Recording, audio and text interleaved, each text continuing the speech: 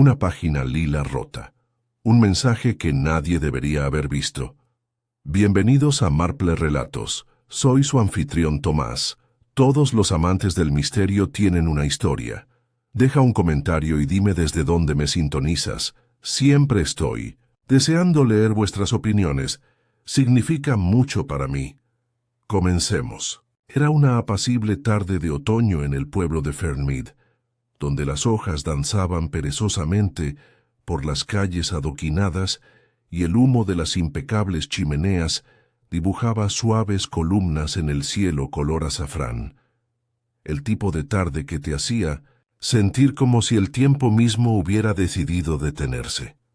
Los niños jugaban a los aros por el césped, y la esposa del vicario disponía una hilera de tartas de melaza en el alféizar de la ventana del salón parroquial. Su aroma se mezclaba con el de la tierra húmeda y el latón pulido.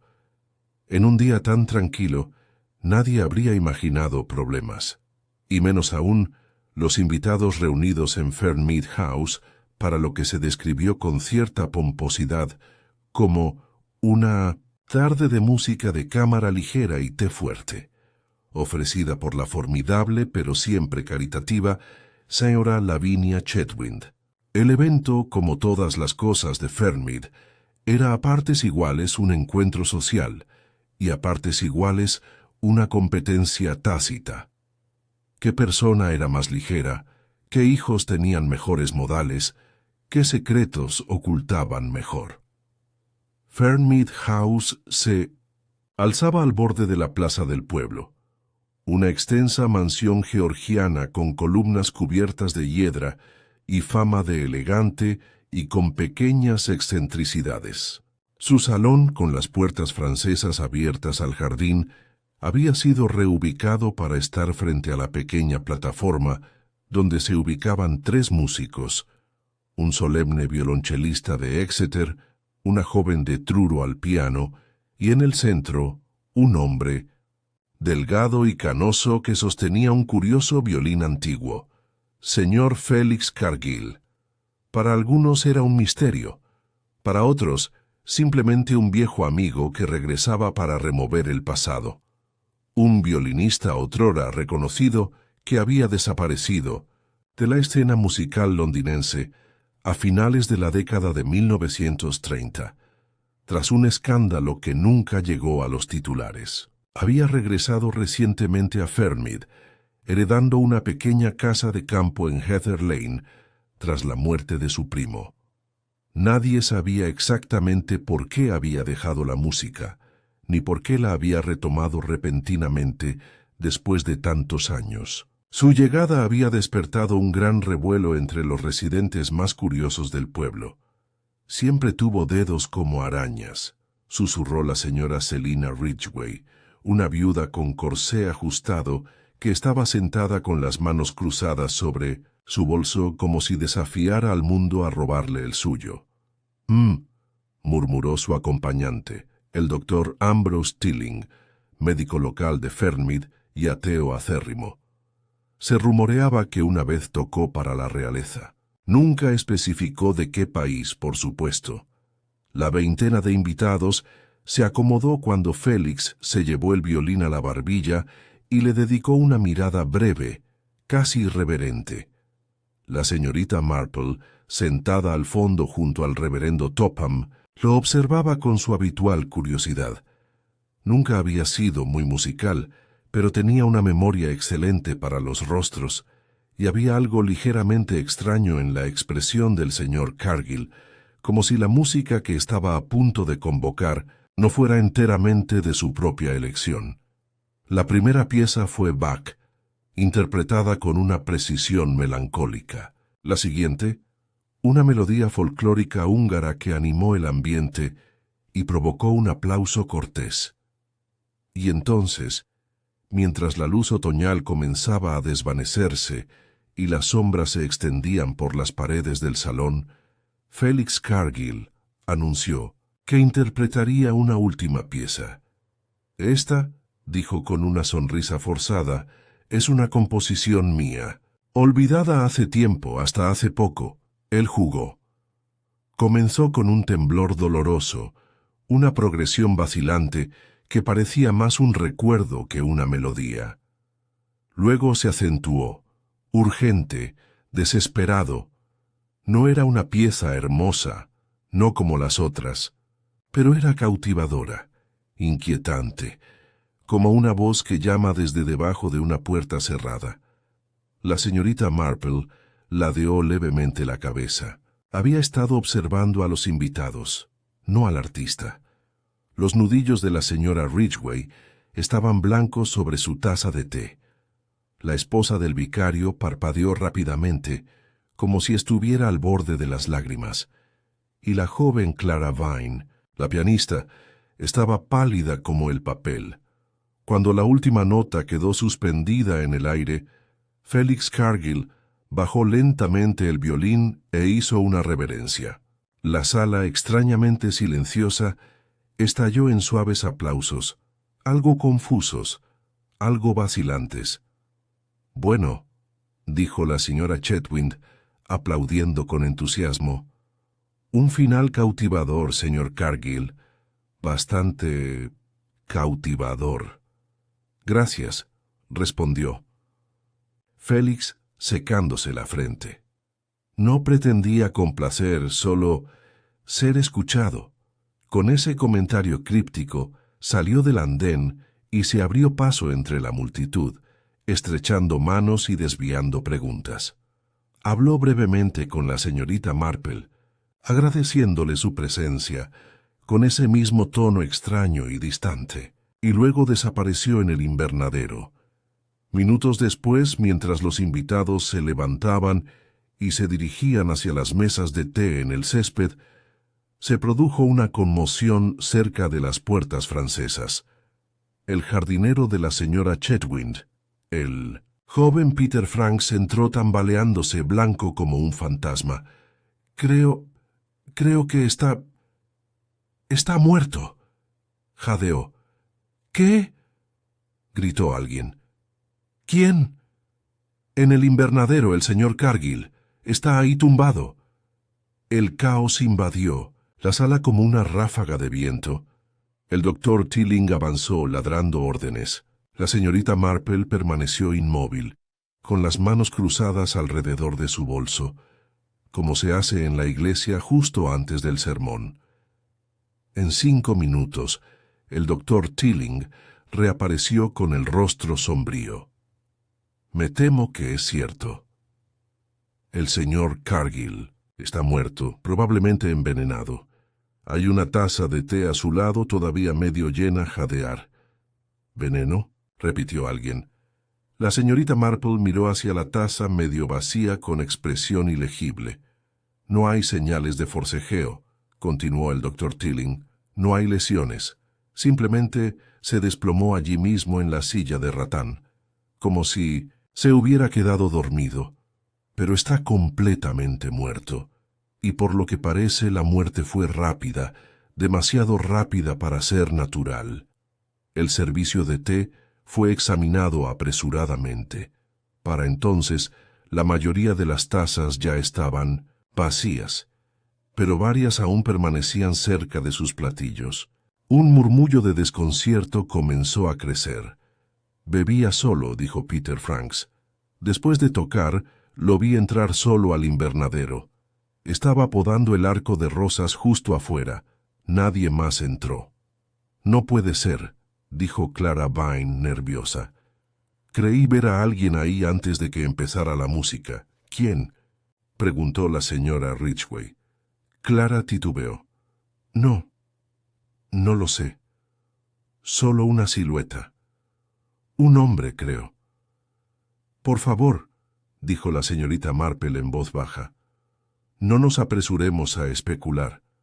Al fin y al cabo, ese es el trabajo de la policía». En ese preciso momento llegó el agente Greaves, jadeante y con el rostro sonrojado, llamado por una chica de cocina con una bicicleta y sentido del drama.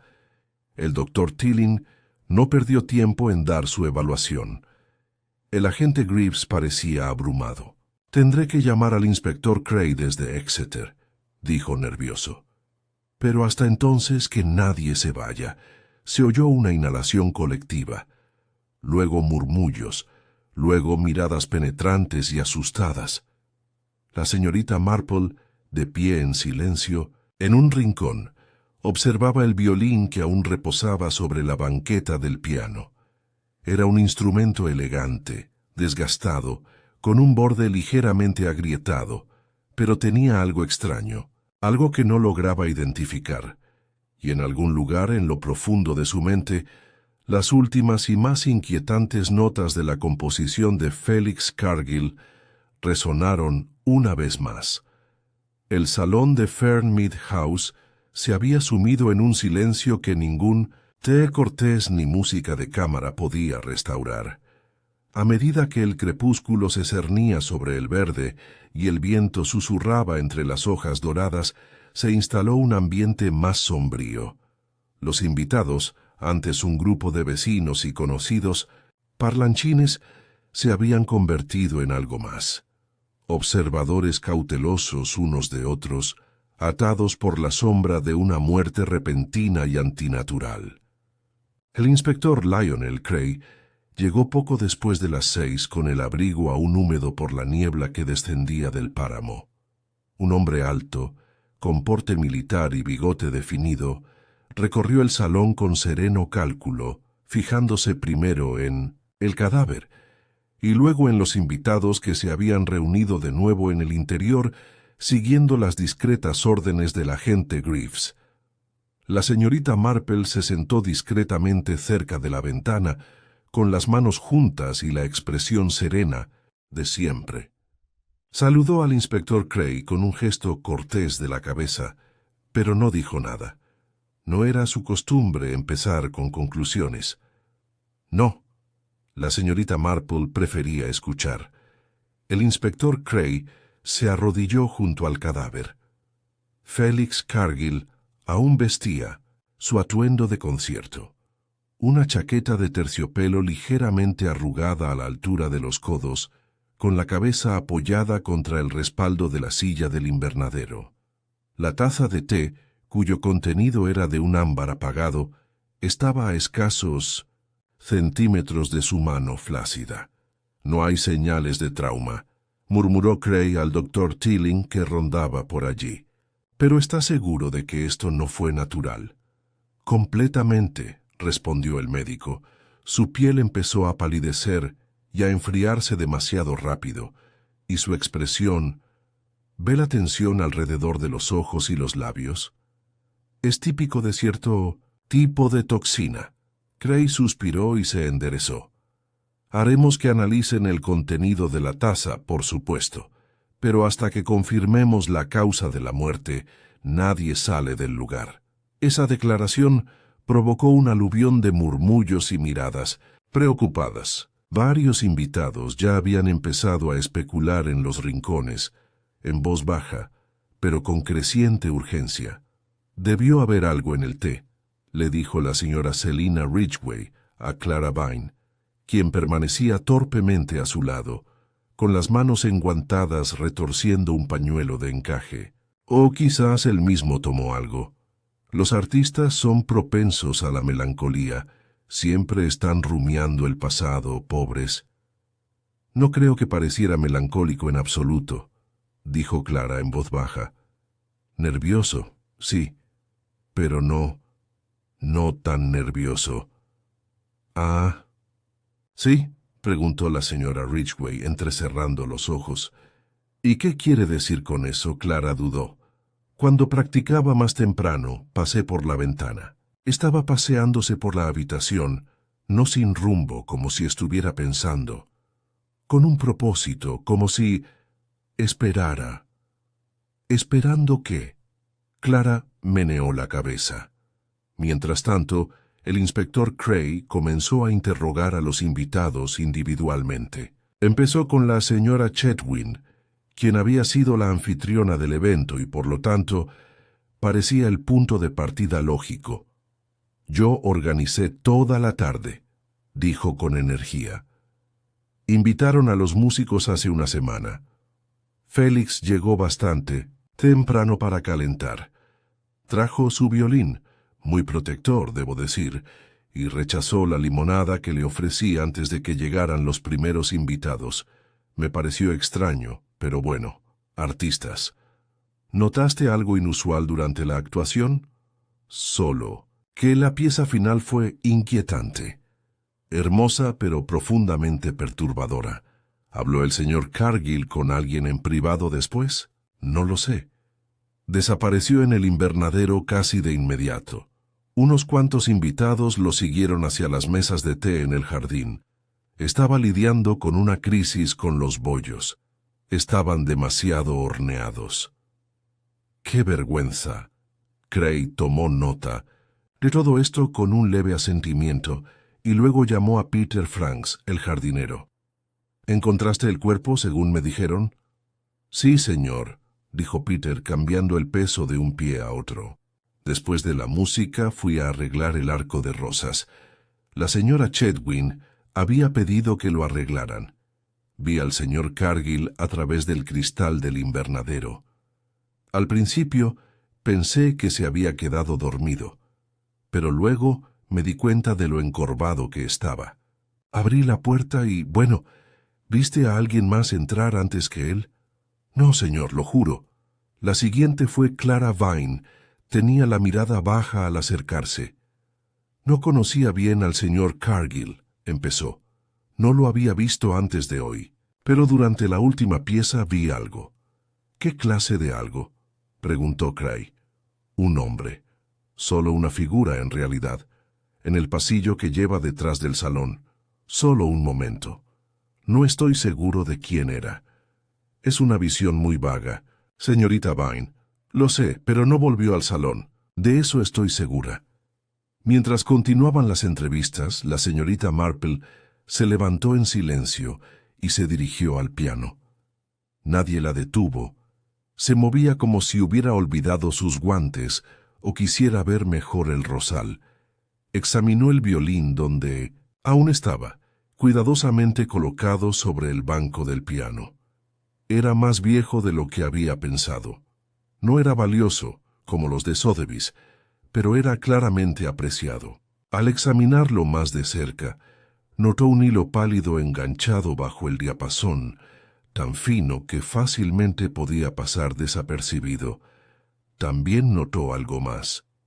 El interior del estuche del violín, que descansaba justo debajo del banco, tenía una leve marca en el terciopelo. La silueta de un arco, sí, pero también algo cuadrado, como una caja o un librito. Lo que fuera que alguna vez hubiera contenido ya no estaba allí. La señorita Marple se giró justo cuando el inspector Cray se acercaba a ella. Preferiría que los invitados se abstuvieran de moverse con demasiada libertad, señorita Marple, dijo sin mala intención. Oh, perdóname, respondió con una sonrisa amable. Solo admiraba la artesanía. Mi sobrino Raymond me regaló una vez una mandolina, ¿sabes? Un instrumento horrible. Sonaba como un gato pisoteado, pero muy útil para juzgar el carácter de uno. La relación de la gente con la música me resulta muy reveladora. Cray levantó una ceja. ¿Cómo? Bueno, por ejemplo, dijo la señorita Marple con ligereza, quienes dicen adorar la música suelen ser los mismos que solo escuchan lo que desean. Ella dio un paso atrás con otra sonrisa agradable y regresó a su asiento. Más tarde esa noche, cuando la oscuridad se apoderó de Fernmead y la casa se llenó del zumbido de la tensión, la señorita Marple se sentó con su taza de té tibio y reflexionó sobre lo que había visto. La composición final de Félix Cargill no fue un homenaje ni una indulgencia nostálgica, fue una confesión. El tipo de cosas que solo un hombre culpable podría componer, o tal vez un hombre que temía que algo enterrado hacía mucho tiempo estuviera a punto de salir a la superficie.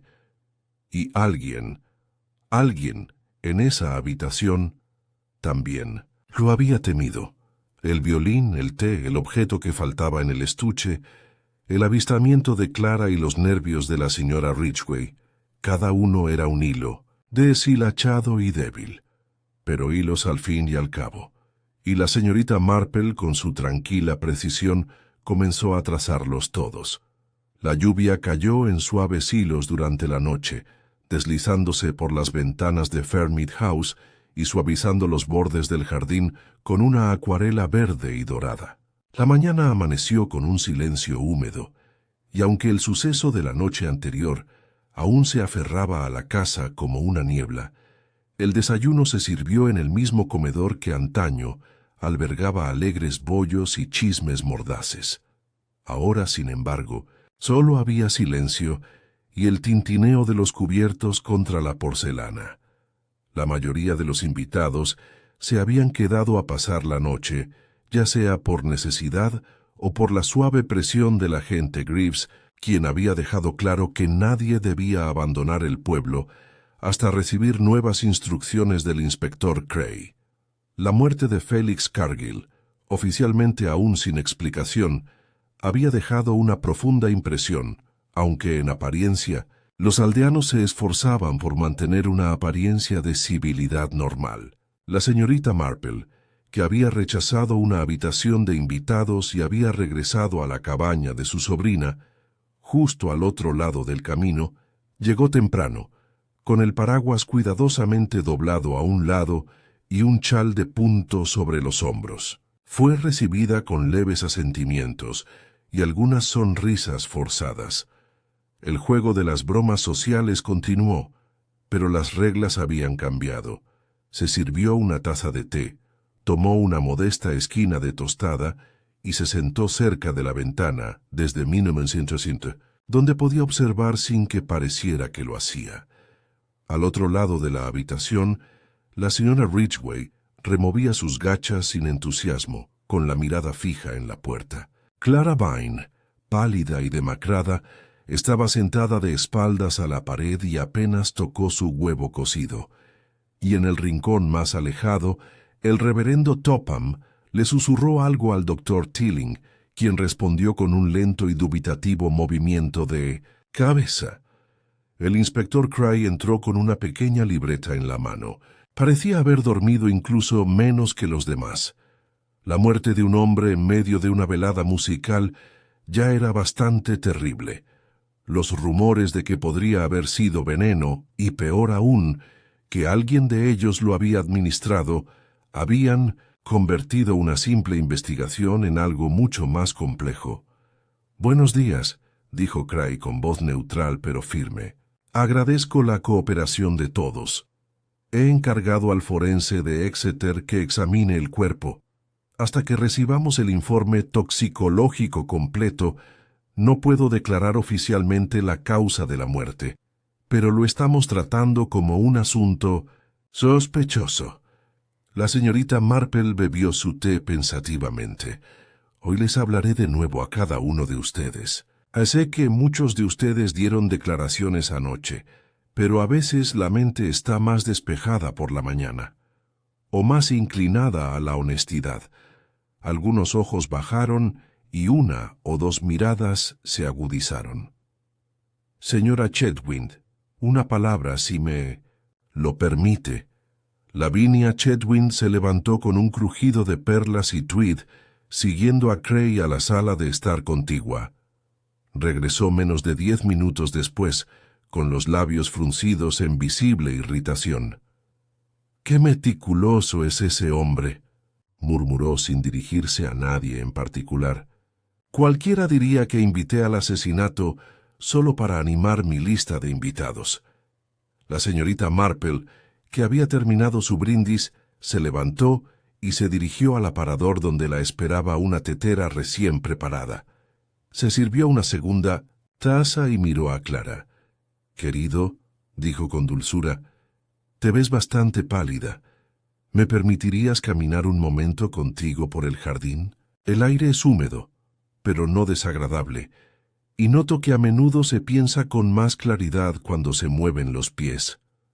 Clara dudó y luego asintió. Tomaron el sendero de grava que rodeaba los rosales, pisando con cuidado donde la lluvia había ablandado el suelo.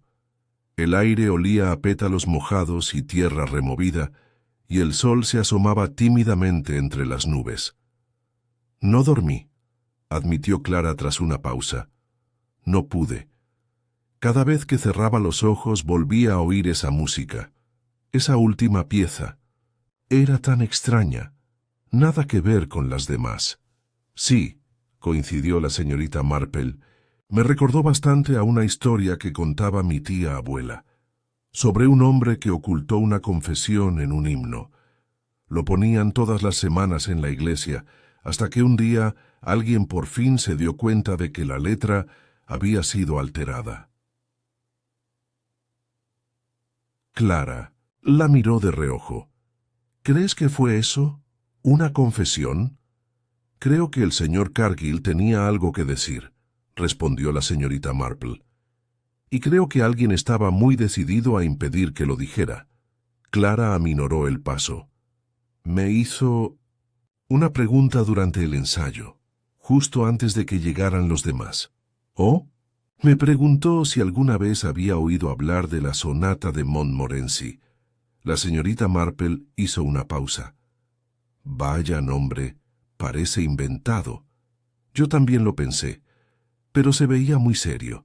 Dijo que llevaba décadas perdido, que alguien lo había escondido por alguna razón. Dijo que una vez arruinó una vida. La señorita Marple entrecerró los ojos ligeramente.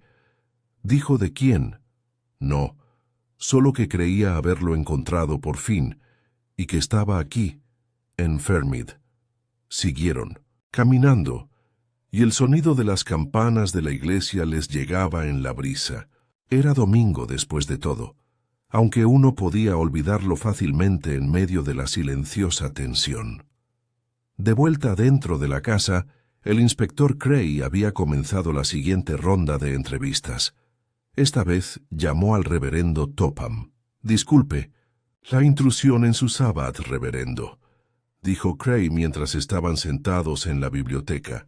«Tengo entendido que conocía al señor Cargill antes de su regreso a Fernmead». «Sí, un poco», dijo el vicario. «De joven, pasaba por el pueblo de vez en cuando. Se alojaba con su primo, Roger Linley. Roger era un hombre tranquilo. Murió el 1900 año pasado, que en paz descanse.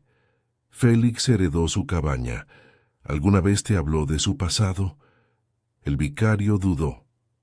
«Solo una vez. Una conversación vaga sobre talento desperdiciado y amistades rotas. Parecía arrepentido».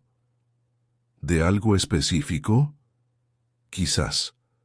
Mencionó una actuación que salió mal. Deliberadamente mal», dijo, como si alguien la hubiera saboteado. «No me inmiscuí. Era un hombre que solo revelaba lo que quería». Después de la entrevista, Cray encontró a la señorita Marple cerca del salón y decidió hablar con ella más directamente. «Supongo que has observado más que la mayoría», dijo. «Siempre lo haces, ¿verdad?»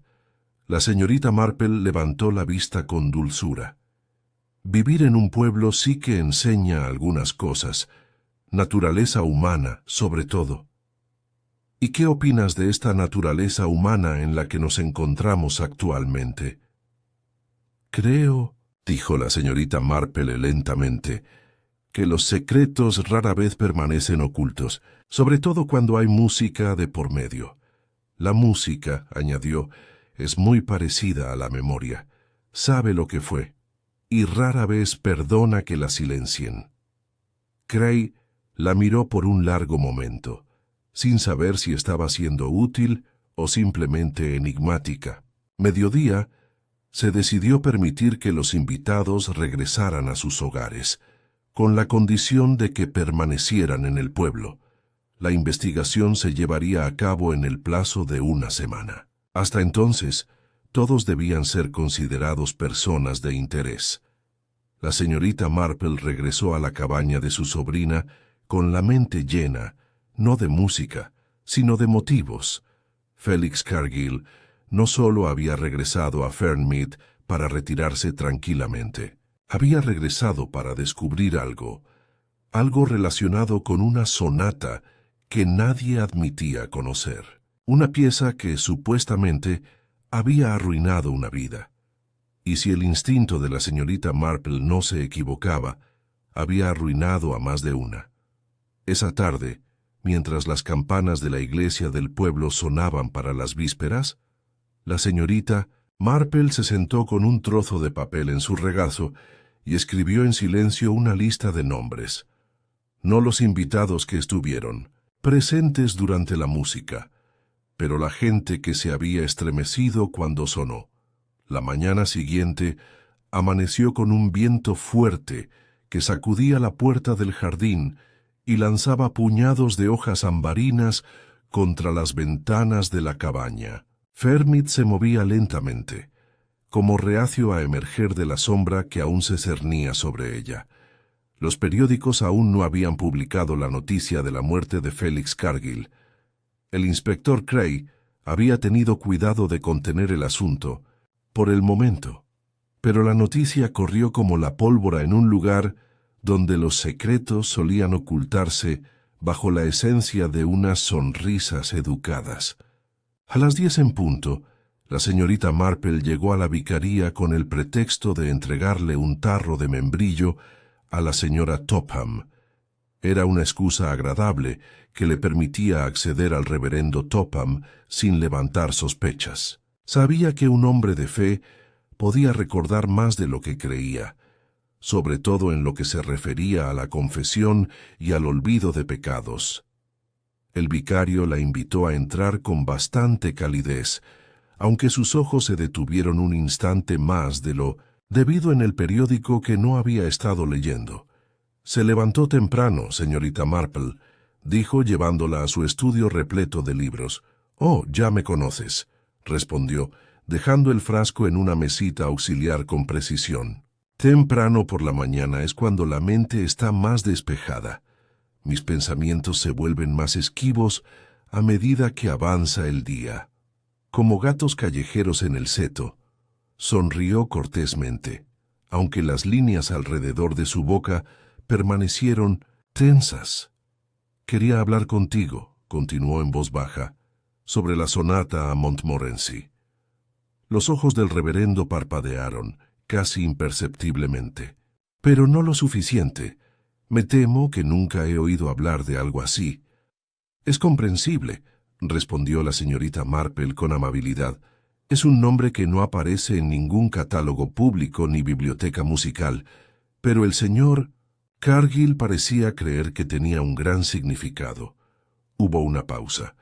Afuera un mirlo cantaba desde el muro del jardín. «Mencionó algo por el estilo», admitió finalmente el vicario. «Pero fue hace muchos años, mucho antes de su reciente regreso. Fue un comentario al pasar, en realidad. Dijo que arruinó la vida de alguien». El reverendo Topham miró sus manos entrelazadas. «La música es poderosa, señorita Marple. Captura cosas que no podemos expresar. Conmueve el alma, a veces demasiado profundamente. Félix siempre cargó con una gran carga. No culpa exactamente, sino el miedo a que lo que se había hecho en silencio pudiera algún día encontrar voz de nuevo». La señorita Marple se inclinó ligeramente hacia adelante. Se trataba de su primo Roger Linley. Las cejas del vicario se fruncieron. «No lo sé. Roger era un hombre tranquilo, muy reservado. Rara vez asistía a los eventos del pueblo, pero él y Félix eran muy unidos en su juventud. Algo pasó. Entre ellos, creo. Una pelea. Después de la cual Félix nunca regresó, hasta la herencia. ¿Crees que el señor Cargill regresó buscando algo?» El reverendo Topham dudó. «Creo que regresó para terminar algo, o quizás para impedir que alguien más lo terminara». Ese comentario permaneció en la mente de la señorita Marple mientras salía de la vicaría y caminaba hacia la oficina de correos, donde esperaba encontrar algo mucho más esquivo que la música. Chismes de pueblo sin filtros ni reservas. Señorita Dorothea Finch, quien dirigía la oficina de correos de Fernmead con la severidad de un oficial militar, estaba barriendo la entrada cuando llegó la señorita Marple. La recibió con la cautelosa calidez reservada para quienes podrían hacer demasiadas preguntas y no enviar suficientes cartas. «Supongo que has venido a preguntar sobre el misterio», dijo Dorothea, mientras se hacía a un lado para dejar pasar a la señorita Marple. «Ay, no», dijo la señorita Marple quitándose los guantes. «Vengo a por sellos, aunque claro, es inevitable oír conversaciones». Dorothea gruñó. «Mucho de eso. Algunos dicen que se envenenó. Otros dicen que fue la venganza de ultratumba de su primo. Apuesto por esa horrible mujer de Exeter, la del cuello de piel. No se puede confiar en nadie que lleve cola de zorro en octubre». La señorita Marple sonrió levemente. «¿Conocía al señor Cargill antes de que se fuera? ¿Sabía de él?», dijo Dorothea dándole la espalda mientras contaba el cambio. «Venía a recoger cartas, siempre certificadas, siempre dirigidas a la misma persona». «¿Oh?» «Sí, una tal señorita Evelyn Harbury, dirección en Londres, escuela de música, creo. Le escribía una vez al mes como un reloj. Eso fue hace 20 años o más». La señorita Marple archivó el nombre con cuidado. Al salir al aire fresco, se encontró con el inspector Cray caminando hacia la casa del alguacil. Parecía un poco más descansado, aunque no menos perplejo. «Parece que está usted en todas partes, señorita Marple», dijo, medio reprendiéndola, medio curioso. «Oh, se me da bastante bien caminar», respondió alegremente. «Así es como desenredo las cosas. Me parece que el movimiento físico me da espacio para la claridad mental». Cray la miró fijamente. «Has estado recopilando hilos, ¿verdad? Solo el tipo de cosas que la mayoría de la gente pasa por alto». Hizo una pausa. «¿Qué crees que pasó?» La señorita Marple ladeó la cabeza. «Creo que el señor Cargill creyó haber encontrado algo que llevaba mucho tiempo oculto, algo que otros deseaban que permaneciera en el olvido. Y creo que alguien temía que si tocaba una nota más, todo se desmoronaría». Cray suspiró. «Y aún así no tenemos pruebas contundentes. No hay huellas dactilares ni testigos de manipulación del té.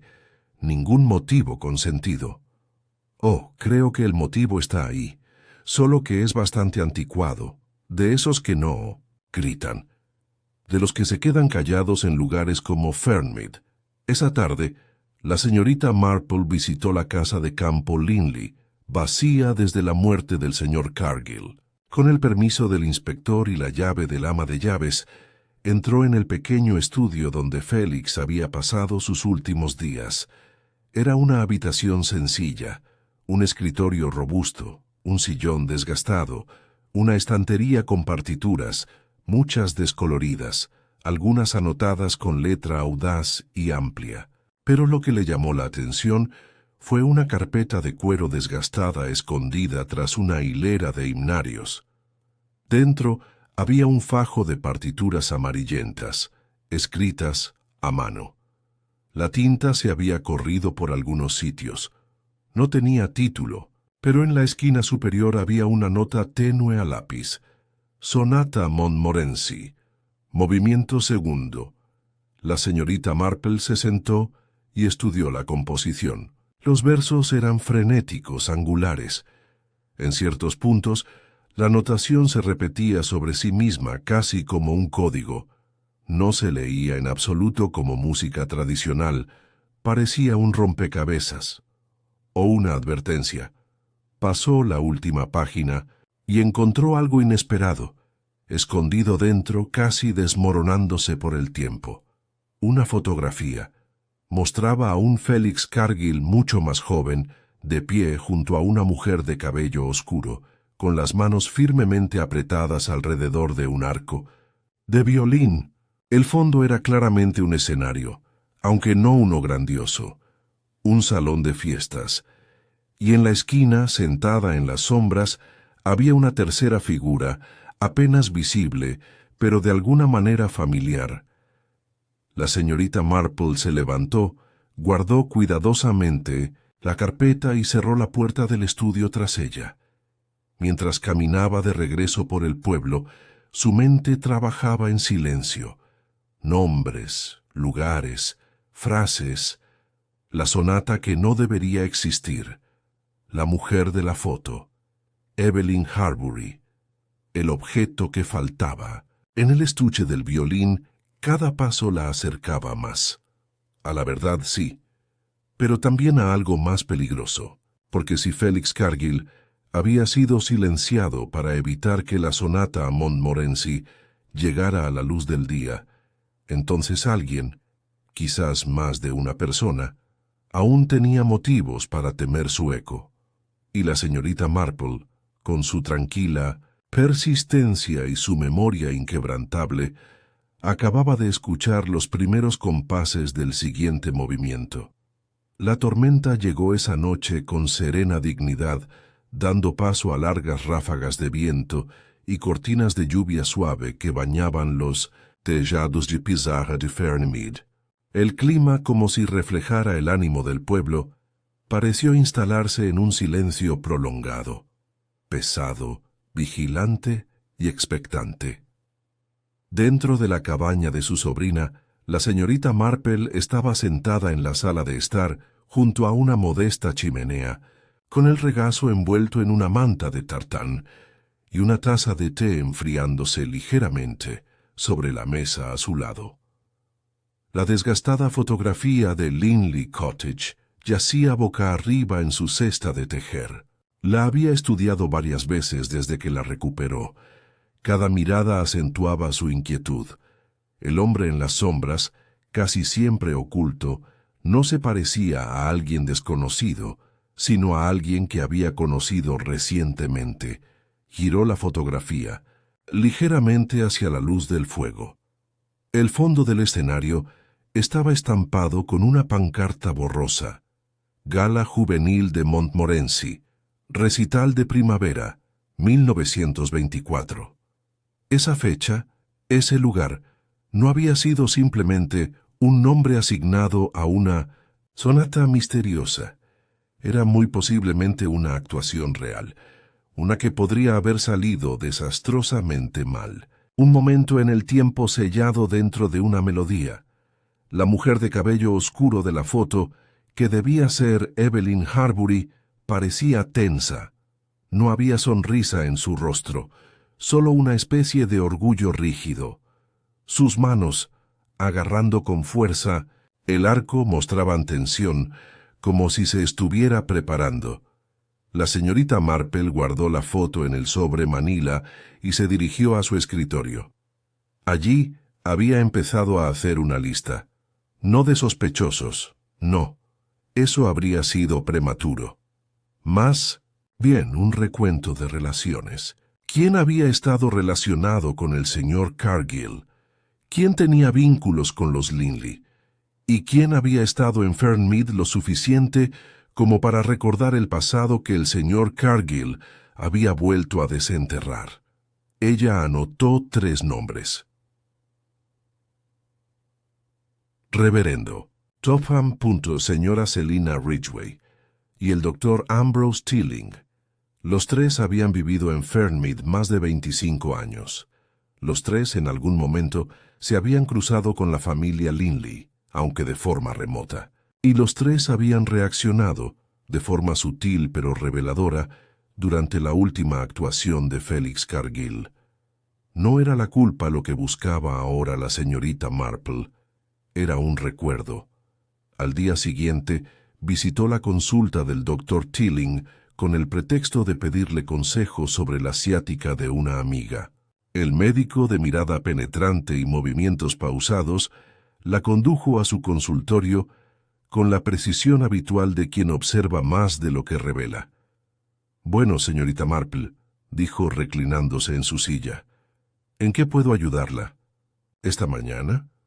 La señorita Marple, siempre afable, respondió. Supongo que es más bien una pregunta general. Últimamente he estado pensando en los efectos de viejos traumas, en particular los traumas emocionales. ¿Cómo persisten, incluso décadas después?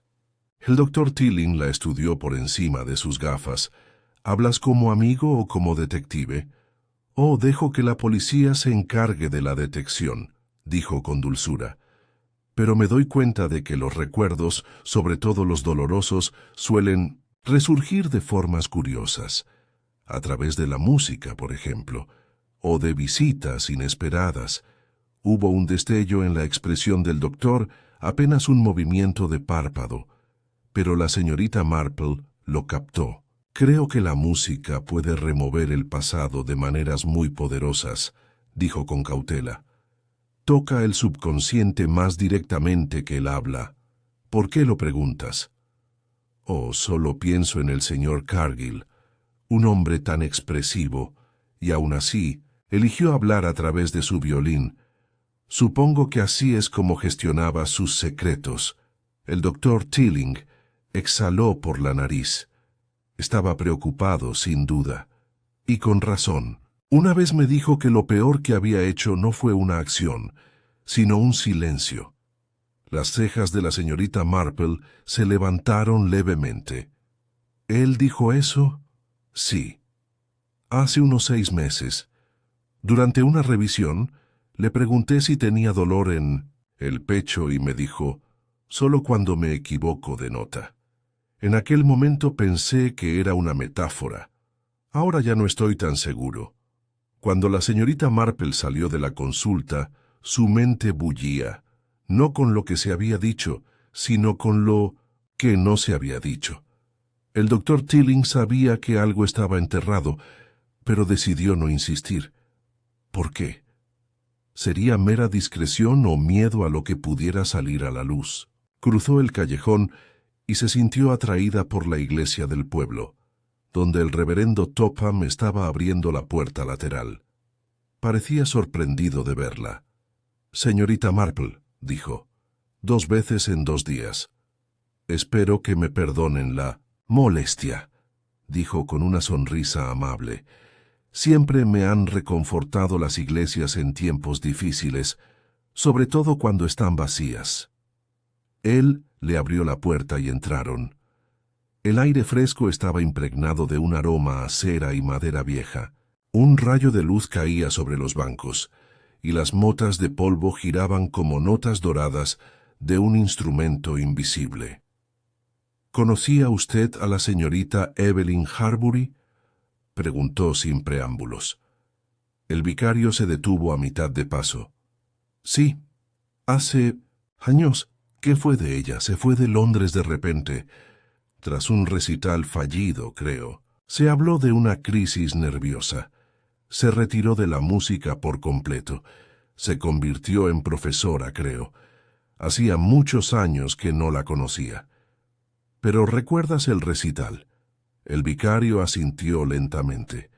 Se suponía que Félix interpretaría la sonata con ella. Era su primer estreno público, pero algo salió mal. La función se vino abajo a mitad de la presentación. Discutieron en el escenario. Todo un escándalo en aquella época. La sonata, si es que alguna vez existió en su forma original, nunca se volvió a interpretar. La señorita Marple se dirigió al pequeño órgano que se alzaba al frente de la nave. Su voz se oía suavemente tras ella. ¿Crees que la sonata contenía un mensaje? Posiblemente, dijo el vicario, pero creo que el verdadero daño no estaba en lo que decía, sino en lo que insinuaba. Félix creía que alguien había saboteado la partitura, que una página había sido borrada deliberadamente. ¿Y quién habría tenido motivos para hacer eso? El vicario no respondió. De vuelta en su cabaña, la señorita Marple desdobló la partitura una vez más. La página faltante, si es que alguna había sido robada, podría contener los compases más importantes, los que habrían completado el tema. O tal vez revelar una melodía oculta. Y si Félix hubiera encontrado esa página que faltaba, ella cerró los ojos. El objeto que faltaba en el estuche del violín. El pánico en la voz de Clara Vine. La repentina reaparición de una pieza que se creía destruida. Ahora todo se volvía más claro. Félix no había regresado solo para tocar la sonata. Él regresaría para restaurarla, y alguien lo había silenciado para evitar que la verdad que contenía se escuchara alguna vez. Pero la señorita Marple había escuchado con atención. Había oído el movimiento final. Y en algún lugar, en esa extraña y entrecortada melodía, había reconocido un ritmo no musical, sino de culpa, un ritmo que alguien en Fernmead había llevado durante décadas. Y ahora ese alguien empezaría a desentrañar. Mañana después de la tormenta, Fernmead se veía sumido en un silencio húmedo.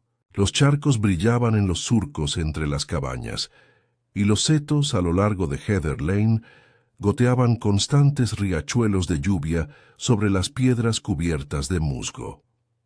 Era el tipo de silencio que perdura después de que demasiadas verdades se agitaran bajo la superficie, como raíces en la tierra, viejas y enredadas.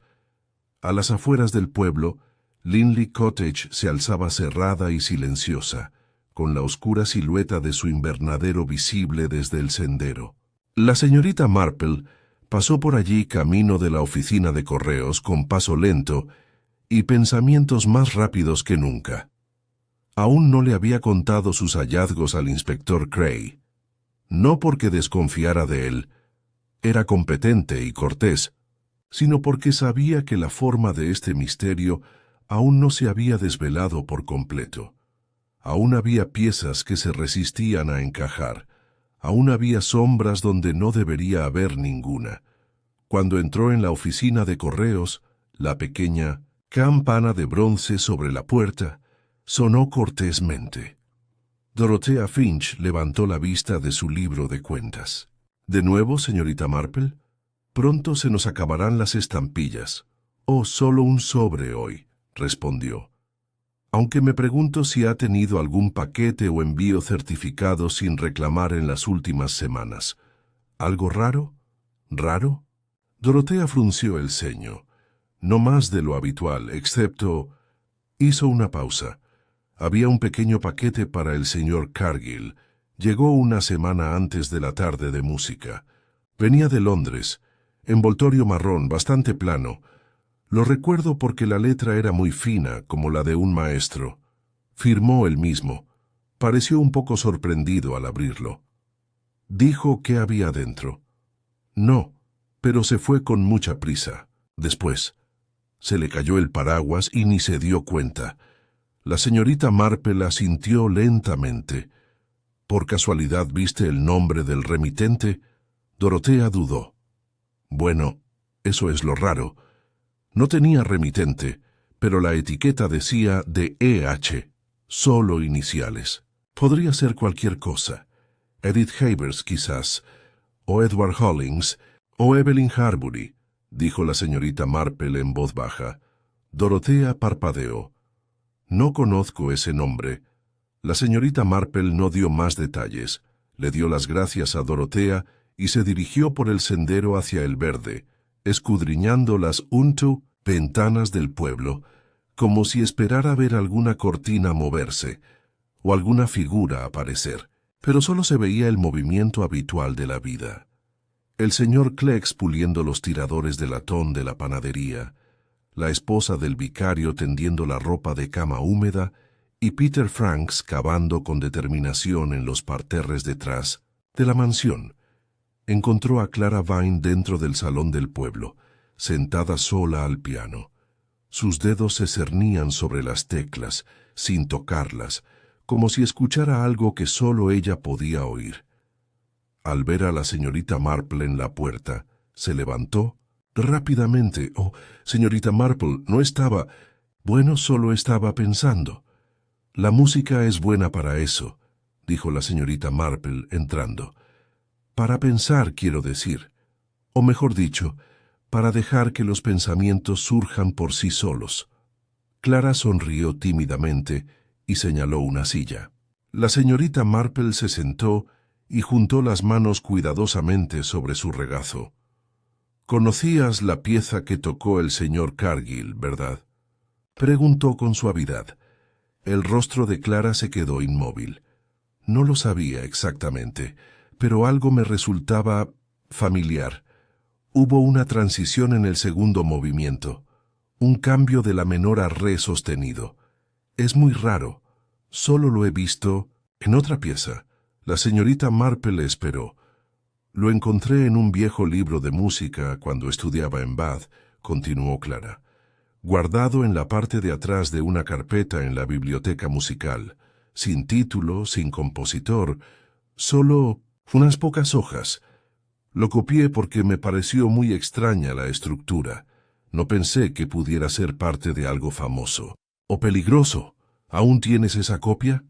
Creo que sí, está en mi maleta en la cabaña. La señorita Marple asintió levemente. ¿Le importaría mucho que le echara un vistazo? Unos minutos después, en la ordenada habitación de Clara, encima del almacén, se presentó la partitura. Papel amarillento, anotación apretada. La misma firma errática de movimiento que la señorita Marple había visto en la carpeta de Félix Cargill. Pero aquí había una diferencia, un final. Los compases finales que antes faltaban. «Aquí está», dijo la señorita Marple. «Esta es la parte que habría completado la sonata, la pieza que el señor Cargill buscaba». Clara parecía insegura. «Pero, ¿cómo lo obtuve? ¿De dónde salió?» La señorita Marple pasó la última página. En la esquina, apenas visible, había una tenue marca de lápiz. «E.H.» «Porque alguien se lo dio, señorita Vine», dijo en voz baja. «Hace años. Alguien que lo supiera podría resurgir algún día». «¿Pero quién? Yo no...» «Hay algo más», interrumpió la señorita Marple. «El objeto que faltaba en el estuche del violín del señor Cargill». Había un espacio cuadrado y poco profundo, del tamaño de un paquete delgado. Clara parpadeó. «¿Crees que recibió la página que faltaba?» «Creo que se la envió Evelyn Harbury, y creo que al verla se dio cuenta de que la sonata completa nunca se perdió, solo se ocultó. Quizás incluso la ocultó por él, después del fracaso tan estrepitoso de la interpretación original». Clara tragó saliva. «Pero eso sigue sin explicar por qué lo mataron». La señorita Marple se quedó de pie y miró por la ventana hacia la mansión a lo lejos. Porque alguien más sabía lo que la sonata terminada revelaría. No en palabras, sino en música, en emoción, en memoria. No era solo una obra de arte, ¿entiende? Era un espejo. Esa tarde, al despejarse las nubes y emerger el pueblo bajo un sol húmedo, la señorita Marple volvió a caminar hacia Fairmead House. La esperaban. El inspector Cray había accedido a reunirse con ella en el invernadero, donde Félix Cargill había dado su último aliento. La habitación estaba en silencio. Habían retirado la silla de mimbre. El juego de té estaba recogido, pero el aire aún olía ligeramente a barniz viejo y violetas machacadas. La señorita Marple dejó la sonata recuperada sobre la mesa y se sentó frente al inspector. «Creo que esto», dijo tocando la partitura, «es lo que le costó la vida al señor Cargill». Cray frunció el ceño. «¿Partitura? No son solo notas, es testimonio, una confesión melódica. Cuando esta sonata se interpretó por primera vez, fracasó. ¿Por qué? Porque alguien quitó la última página. La saboteó. Félix lo sospechó. Y ahora, años después, alguien devolvió el final que faltaba, lo que significó que pudo volver a interpretarse. ¿Y eso asustó a alguien? Los aterrorizaba, porque las emociones contenidas en esos barrotes, miedo, traición, vergüenza, habrían conmovido a alguien que participó en el crimen original. No un asesinato, claro está, pero sí una traición. Algo que ocurrió hace mucho tiempo. De esas cosas que moldean una vida. Cray la miró fijamente. ¿Sabes quién? La señorita Marple hizo un pequeño gesto mesurado con la cabeza. Creo que sí. Pero primero, debo hablar con alguien que ha guardado silencio demasiado tiempo. Alguien que era más cercano a Félix de lo que ninguno de nosotros imaginaba. Alguien que sabía lo que se escondía en la música, no porque se tocara, sino porque se sentía. Ella permaneció de pie con su voz calma y tranquila. Puede que la música no hable con palabras, inspector. Pero recuerda, y en Fairmead también lo hacen los culpables. El sol descendía lentamente en el cielo de Fairmead, proyectando largas sombras sobre los setos y brillando tenuemente en las ventanas del salón parroquial, donde el círculo de costura del pueblo acababa de terminar su reunión semanal. El grupo solía estar bullicioso con cloqueos y charlas, pero esta tarde las risas eran apagadas, los hilos más lentos en las manos de las mujeres, como si el dolor hubiera apagado su labor. La señorita Marple no asistió, aunque siempre era bienvenida. En cambio, caminó sola por el estrecho sendero detrás del cementerio, con los pies en movimiento hacia un destino tranquilo, la casa de la señora Selina Ridgway. No se había visto a la viuda desde la mañana del fallecimiento de Félix Cargill. Aunque se había notado su presencia en la tarde musical, estaba sentada cerca del frente, con los labios apretados y la postura rígida. Su voz había estado curiosamente ausente desde entonces. Ningún comentario, ninguna teoría, ninguna observación susurrada a Clara Vine ni a la esposa del vicario. Para una mujer conocida en Fairmead por no callarse nunca, su silencio era notorio. La señorita Marple llegó a la verja enmarcada por la hiedra y se detuvo brevemente antes de levantar el pestillo y entrar. El jardín delantero, antaño bien podado, se había vuelto un poco salvaje en los bordes, no descuidado exactamente, sino inestable, como si alguien hubiera dejado de cuidarlo a mitad de un pensamiento. Llamó suavemente a la puerta. Pasó un momento, luego otro. Finalmente la puerta se abrió con un crujido. La señora Ridgway aparecía en el marco, vestida con una blusa de cuello alto color lavanda desteñido y un cardigan oscuro que se ceñía a sus hombros como un chal de contención. Su rostro, habitualmente tan sereno, mostraba un leve atisbo de ansiedad. «Señorita Marple», dijo, «no esperaba visitas. Nadie lo hace nunca», respondió la señorita Marple con amabilidad. «Pero pensé que agradecería un poco de compañía.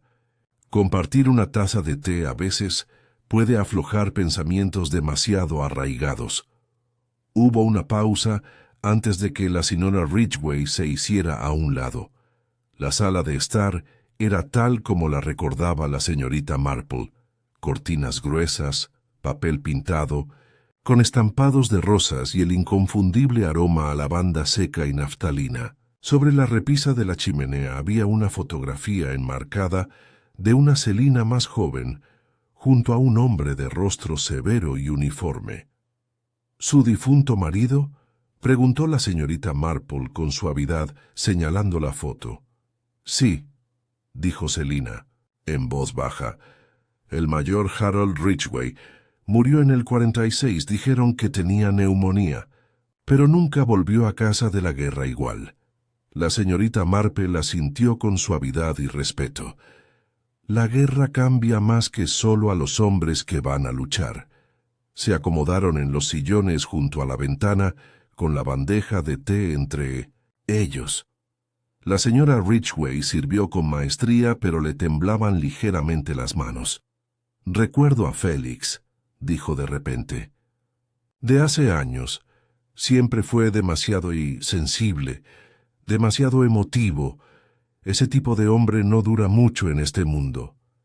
Pero usted asistió al recital, dijo la señorita Marple. En 1924, en Londres, Selina se estremeció. Estuve allí, admitió tras un largo silencio. Fue antes de que Harold y yo nos casáramos. Fui a visitar a una prima y me llevó a la gala. Pensó que sería encantador, estudiantes interpretando sus propias composiciones, pero no lo fue. Fue un desastre. ¿Te acuerdas de la sonata? Recuerdo cómo Evelyn Harbury salió furiosa del escenario a mitad de la actuación. La música se desmoronó. Félix se quedó allí parado como si le hubieran dado un golpe, y entonces la gente empezó a susurrar que había sido a propósito, que la partitura había sido alterada. La señorita Marple bebió un sorbo de té. Conocías a Evelyn, ¿verdad? Selina la miró fijamente. Estudiamos juntas en el internado. Ella siempre fue la brillante, fría pero brillante. Supongo que la envidiaba. Su talento, su gracia, la forma en que los hombres la notaban sin que ella siquiera lo intentara. La señorita Marple asintió. ¿Y Félix? Una vez creí que le gustaba, pero era a Evelyn a quien adoraba. La habría seguido a cualquier parte. No se lo merecía. ¿Qué pasó después de la actuación? Selina miró fijamente su taza de té. Discutieron entre bastidores. No estaba lo suficientemente cerca como para oírlo, pero me di cuenta. Ella estaba furiosa. Él estaba destrozado. Y entonces ella desapareció. Dejó la escuela. La sonata nunca volvió a tocarse. La señorita Marple se inclinó ligeramente hacia adelante. ¿Sabías que Evelyn le envió a Félix las páginas que faltaban de la sonata?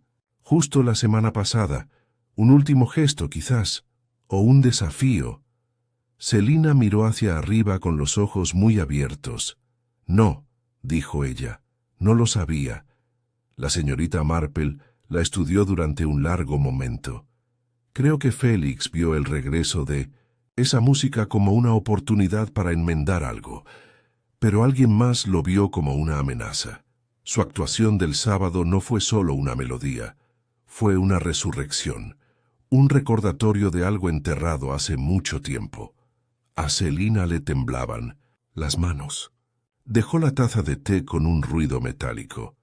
No lo envenené, si eso es lo que insinúas. La voz de la señorita Marple permaneció suave. Nunca dije que lo hicieras, pero creo que sabes quién podría haberlo hecho, o al menos quién tenía. Más motivos para temer el regreso de esa sonata. Selina miró hacia otro lado, hacia la chimenea. Había alguien más en ese recital, dijo tras un largo silencio. Alguien que la mayoría de la gente olvida. Un joven, Roger Linley, primo de Félix. No era músico, estaba a cargo de la iluminación del escenario, pero vio la partitura. Fue él quien encontró la página que faltaba y la conservó. Años. Después supe que lo había hecho, que la había quitado a propósito. ¿Por qué?, preguntó la señorita Marple suavemente. Porque odiaba a Evelyn.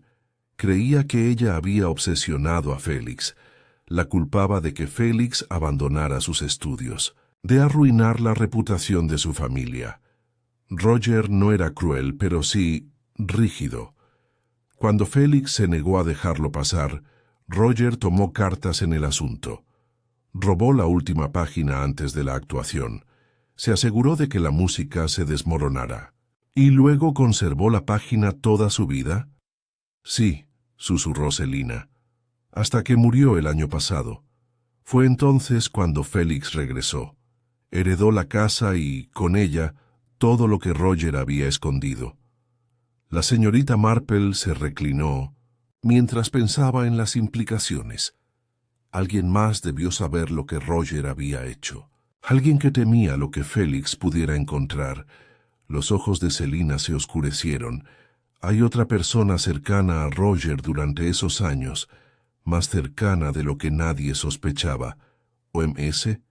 Ella dudó. Doctor Tilling. La señorita Marple se quedó quieta. Roger se confesó con él.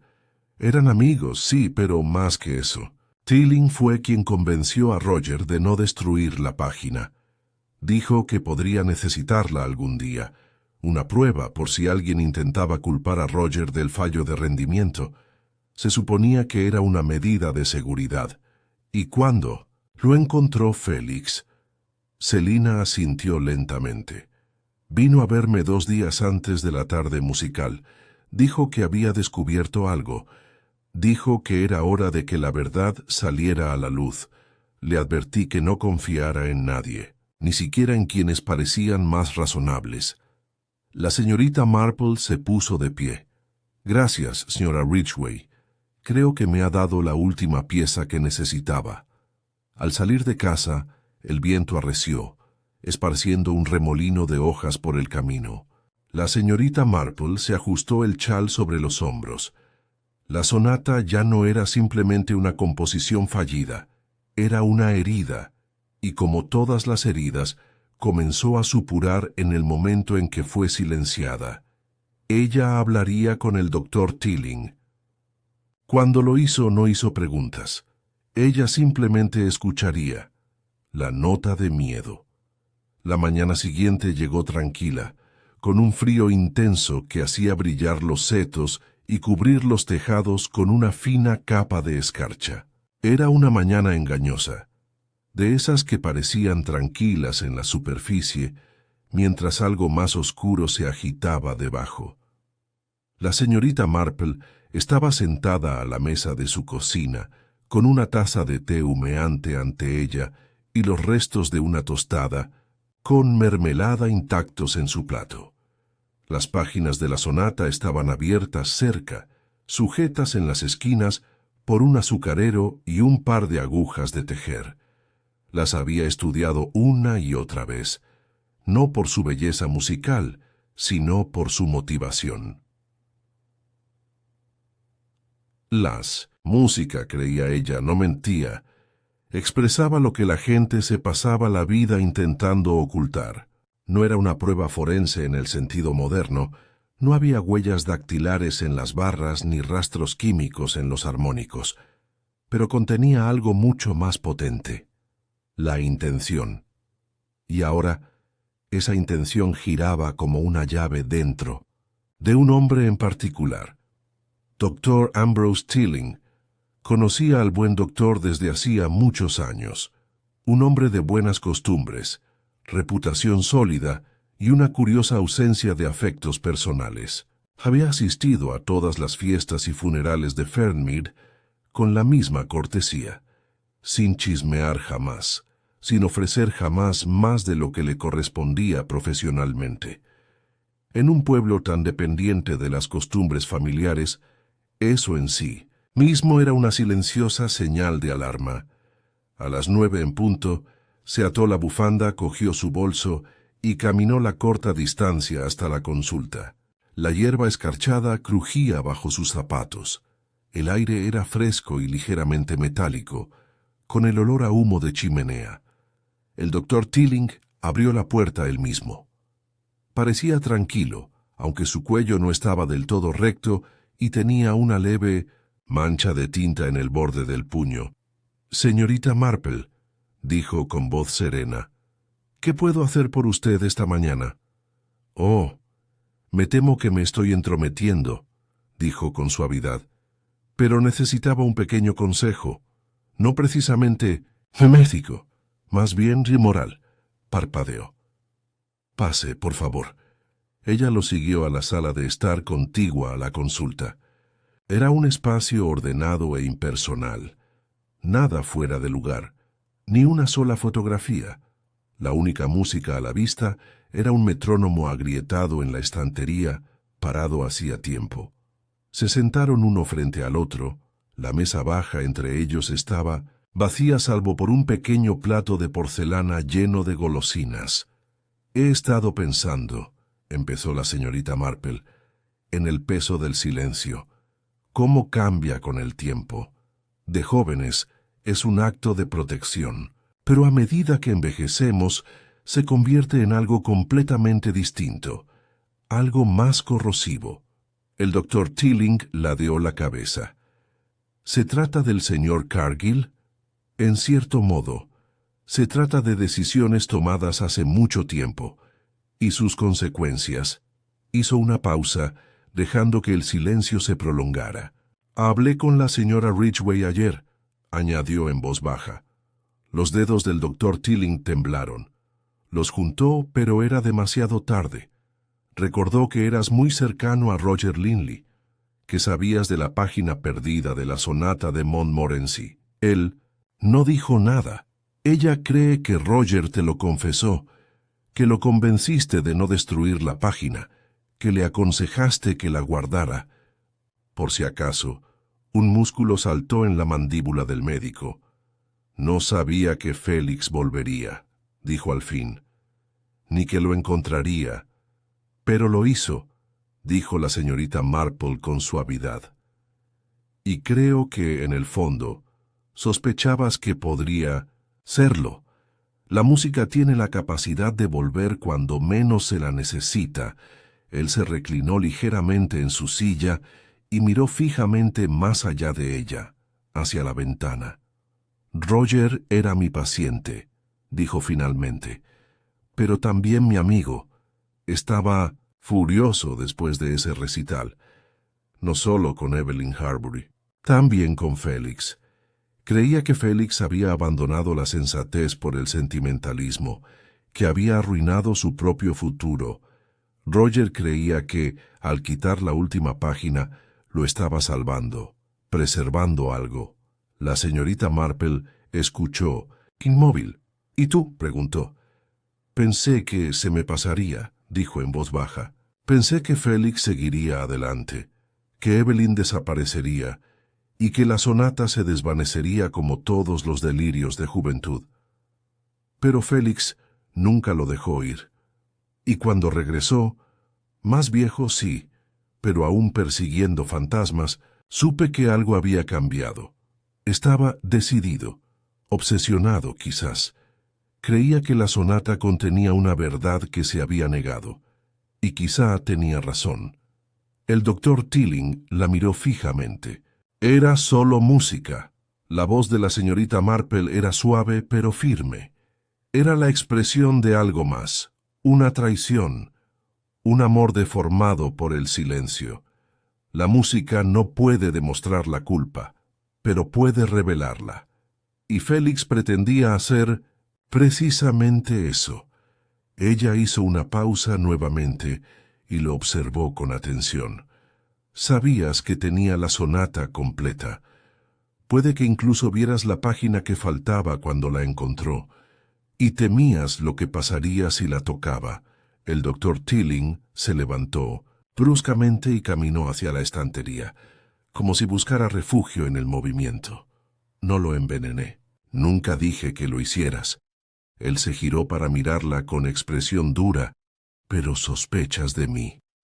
Creo que sabías lo que la música haría, y creo que intentaste detenerla, no con veneno, quizá, sino con palabras, quizás incluso con miedo. No dijo nada durante un largo momento. Luego, en voz baja, preguntó, ¿qué le dirá al inspector Cray? Eso depende de lo que aprenda a continuación. La señorita Marple permaneció de pie, con un tono aún amable, pero ahora teñido de hierro. No creo que haya matado a Félix, doctor, pero sí creo que creó el silencio que permitió que alguien más creyera que tenía que hacerlo.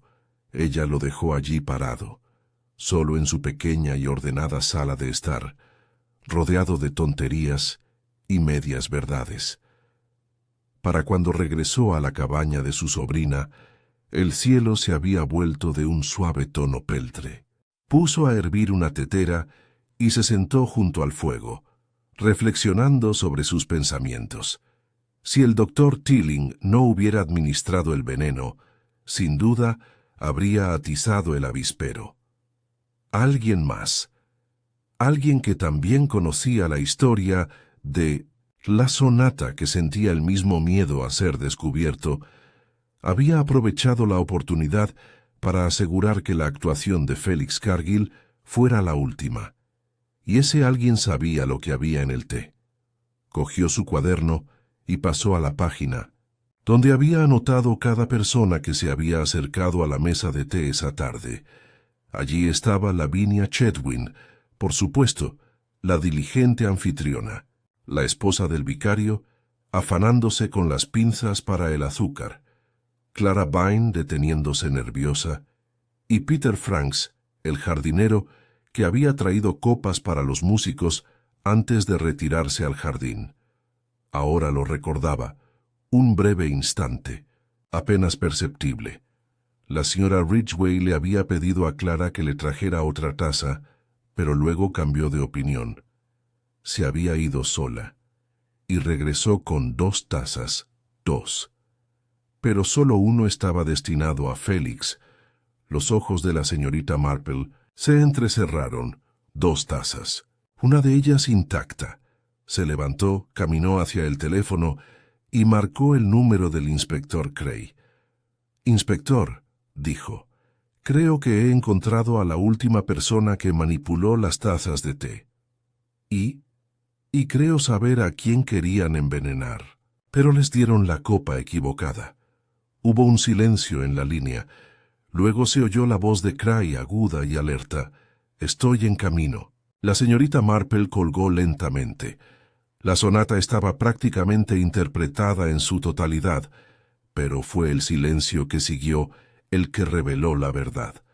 El cielo sobre Fermid se tiñó de violeta cuando el inspector Cray llegó a la cabaña de la señorita Marple. Una ligera llovizna había comenzado de nuevo, susurrando contra el techo de paja y tiñendo el sendero empedrado de un brillo gris y marrón. Llamó a la puerta con fuerza, con el abrigo húmedo por la corta caminata, y fue recibido por la propia señorita Marple, serena y serena como siempre, como si el acto final de esta silenciosa tragedia fuera simplemente otro capítulo de una novela trillada. «Pase, inspector», dijo. «El fuego está encendido y la tetera acaba de hervir. Creo que necesitamos algo caliente para sostener». Entró y se fijó en la partitura, cuidadosamente colocada sobre el brazo del sillón, y en el cuaderno, ahora familiar, con sus columnas de nombres y notas cuidadosamente entintadas. El aroma a pulimento de limón y té de hojas sueltas llenó la habitación. «Dijiste que sabías quién manipuló el té por última vez», empezó Cray tomando asiento. «¿Y que la taza envenenada no era para el señor Cargill?» La señorita Marple asintió, pasándole una taza. «No, originalmente no. Es una distinción sutil pero importante. Verá, inspector, y si el veneno estaba destinado a otra persona y el señor Cargill simplemente tomó la taza equivocada». Cray frunció el ceño. Continúa. «La señora Selina Ridgway trajo 2 tazas de la mesa del jardín al invernadero. Ahora lo recuerdo con claridad. Le había pedido a la joven Clara que le trajera una, pero luego cambió de opinión e insistió en hacerlo ella misma. En aquel momento no me pareció nada destacable, pero cuanto más lo pensaba, más extraño me parecía. ¿Por qué una mujer tan meticulosa como Selina llevaría 2 tazas? ¿Y por qué decidió servirle a Félix ella misma, cuando solo le había mostrado distancia durante todo el día? Cray se recostó lentamente. ¿Estás sugiriendo que pretendía envenenar a alguien más? Creo que quiso envenenar a Clara Vine, dijo la señorita Marple en voz baja. Pero Félix se equivocó de copa. Cray guardó silencio un largo rato, con el rostro indescifrable. Finalmente, dejó el té intacto y habló. ¿Pero por qué Clara? ¿Por qué atacar a una chica que apenas salió de la escuela de música? La señorita Marple juntó las manos, porque Clara poseía la página perdida de la sonata de Montmorency. No sabía qué tenía en la mano en realidad. Se la había cedido, probablemente un profesor que reconocía su valor, pero no su peligro. Quizás incluso la envió anónimamente la propia Evelyn Harbury, como un gesto de liberación o restitución. Pero en el momento en que Félix escuchó a Clara tocar un fragmento durante el ensayo, se habría dado cuenta de que la pieza que creía perdida para siempre aún existía. La habría presionado para que la tocara, y cuando lo hiciera, la sonata completa se revelaría. Y esa revelación, añadió Cray lentamente, implicaría a otros. Exactamente, dijo la señorita Marple, incluyendo a la señora Ridgway. Puede que no haya quitado la página hace tantos años, pero sin duda ayudó a mantenerla oculta, y una vez que la conexión de Clara con la música se hizo evidente, una vez que interpretó ese breve pero inconfundible motivo musical delante de todos, la señora Ridgway debió de entrar en pánico. Cray se pasó una mano por el cabello, húmedo por la lluvia. Eso lo convertiría en algo premeditado. Trajo el veneno. La señorita Marple asintió. Un método sencillo, algo amargo y de acción rápida. Quizás lo echaron en una taza, lo eligieron con prisa, pero luego, en la confusión, lo tomó la persona equivocada. Félix. Sí, hubo un largo silencio, interrumpido únicamente por el suave silbido de la tetera y el crepitar del hogar. Habría necesitado tiempo para preparar la dosis, dijo Cray. Y oportunidad. ¿Dónde lo habría hecho? La estación de té estuvo prácticamente desatendida por un rato, dijo la señorita Marple. La señora Chetwynd había ido a recoger la siguiente bandeja de bollos. La esposa del vicario tuvo que ausentarse un momento y Clara salió a buscar su bolso. Durante ese intervalo, Selina Ridgway se acercó a la mesa, sirvió 2 tazas y regresó con ellas. Probablemente pensó que podía entregarle la taza contaminada directamente a Clara. Pero Félix la interceptó, o quizás simplemente la recogió, pensando que era suya. Cray exhaló por la nariz. Es una amarga ironía. Al intentar ocultar, la verdad reveló más de lo que pretendía. La señorita Marple asintió lentamente. Y Clara, como recordará, dijo sentirse mareada esa misma noche, aunque se le pasó rápido. Eso podría sugerir una exposición a trazas, quizás un platillo compartido. Pero Félix recibió la dosis completa. Cray se levantó y se acercó a la ventana. Afuera la lluvia había empezado a caer con fuerza. El césped estaba casi vacío, salvo por unos pocos cuervos que picoteaban en el húmedo. El pueblo se había refugiado con las puertas cerradas, impidiendo el paso del tiempo y los susurros. «Necesito hablar con ella», dijo finalmente. «Formalmente». «Ya me lo esperaba», dijo la señorita Marple, levantándose para buscar su abrigo. «Pero quizá necesite a alguien que sepa escuchar entre palabras. Selina no es una mujer que grite su culpa». El camino a Ridgway House fue silencioso. El tipo de silencio que no precedía a un drama, sino a un ajuste de cuentas. Cuando llegaron, Selina abrió la puerta enseguida, como si los hubiera estado esperando. Vestía impecablemente. Una blusa gris paloma, una falda azul marino y el broche de perla que siempre llevaba en el cuello. Modesta, discreta, sin pretensiones. Pero sus ojos estaban cansados, no rojos por el llanto, sino pálidos por el insomnio. «Inspector», dijo haciéndose a un lado. «Señorita Marple». Entraron en la sala. El fuego estaba apagado, las cortinas estaban parcialmente corridas. El aire era fresco, pero no desagradable. «Vengo a hacerte algunas preguntas más», dijo Cray sacando su cuaderno, pero sin abrirlo todavía. Selina juntó las manos en su regazo. «Ya me lo imaginaba». La señorita Marple se sentó frente a ella, observando cada gesto de la viuda con tranquila precisión. «Trajiste 2 tazas de té al invernadero la tarde en que murió Felix Cargill, dijo en voz baja. Sí. ¿Por qué 2?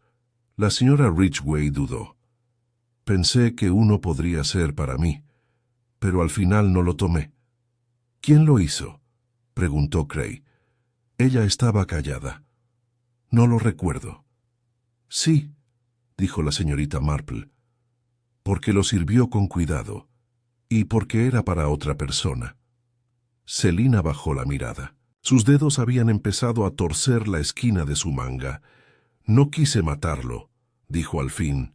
A Félix no. No le había dicho más que un puñado de palabras desde su regreso, pero Clara iba a destruirlo todo.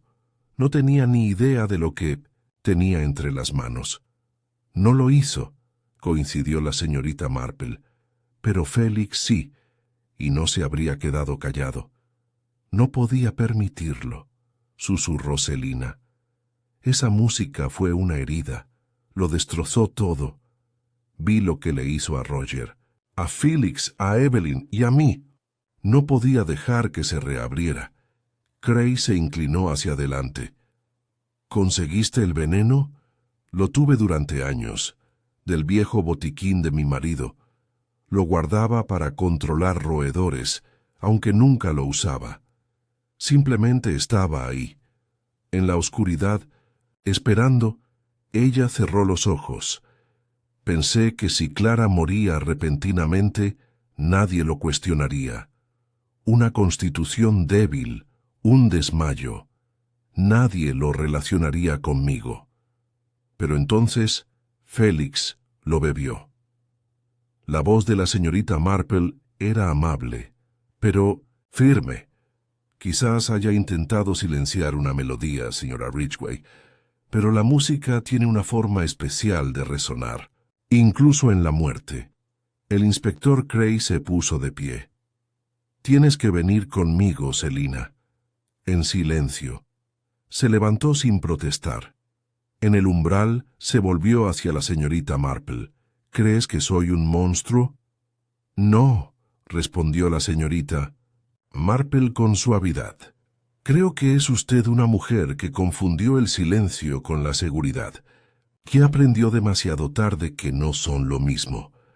Cuando la puerta se cerró detrás de ellos, el viento se levantó, trayendo consigo el débil sonido de las campanas de la iglesia desde el otro lado del verde. La señorita Marple permaneció un momento más, sola en la casa llena de fantasmas y música inacabada. Todavía faltaba una última pieza por tocar, y ella sería la que lo interpretaría. La mañana siguiente amaneció inusualmente tranquila. Fermit yacía bajo una niebla plateada que cubría cada tejado y callejón, como si el pueblo intentara ocultar los acontecimientos de la semana anterior. El aire olía a tierra húmeda y hollín de chimenea, y sin embargo, bajo el silencio, había algo más, una silenciosa liberación, como una cuerda tensa que finalmente se deja descansar.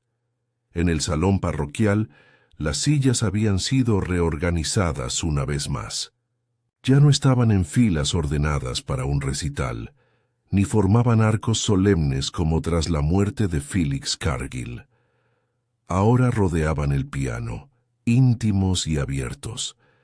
La señorita Marple estaba sentada cerca del borde, con el bolso en el regazo y una taza de té suave a su lado. Clara Vine estaba de pie junto al piano, afinando suavemente, con el rostro sereno pero atento. El inspector Cray entró silenciosamente y se sentó a 2 sillas de la señorita Marple.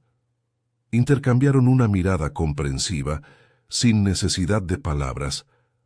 Había sido una noche larga.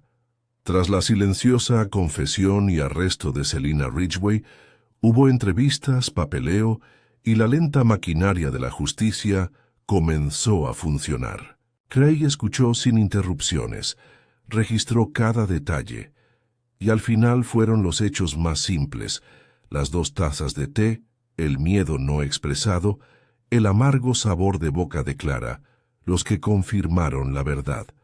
Aún así, La señorita Marple había insistido en la reunión de hoy, no para una ceremonia, sino para restaurar la paz.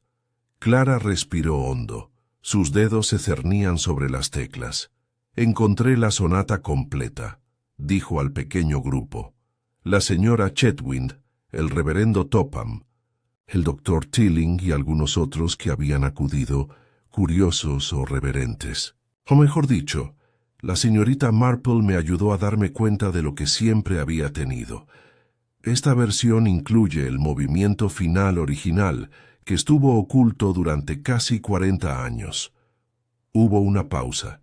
Luego, ella empezó a tocar. La sonata de Montmorency, una vez rota, cobró vida. Comenzó suave, vacilante, como un recuerdo que intenta tomar forma. El primer movimiento divagaba sobre temas de añoranza, entrelazados con acordes sin resolver. El segundo se agudizó, entrelazando el motivo discordante que Félix había interpretado días antes.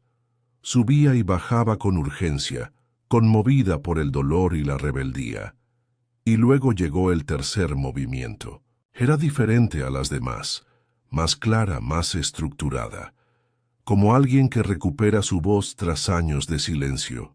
Una confesión, no desde la culpa, sino desde el dolor. Un reconocimiento de lo perdido y de lo irrecuperable.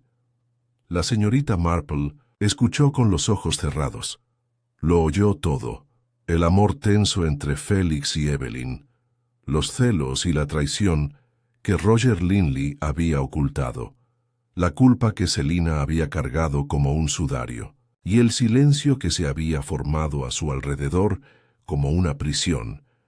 Cuando se apagó la última nota, nadie aplaudió, no porque no los hubiera conmovido, sino porque romper el silencio demasiado pronto habría parecido una intrusión.